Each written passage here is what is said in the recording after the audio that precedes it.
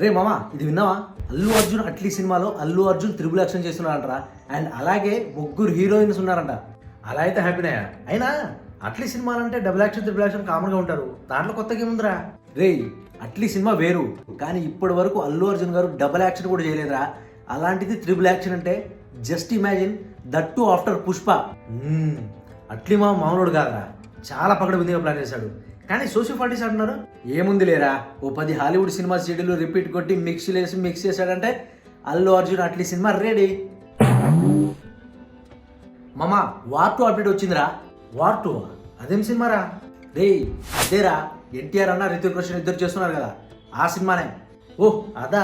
ఆయన ఇప్పటి వరకు ఒక టైటిల్ లేదు, పోస్టర్ లేదు, గ్లిమ్స్ లేదు, టీజర్ కూడా లేదురా. అసలు ఆ సినిమాలో ఎన్టీఆర్ అన్న ఉన్నాడన్న హైప్ తప్పితే సినిమా మీద ఎలాంటి హోప్ లేదురా.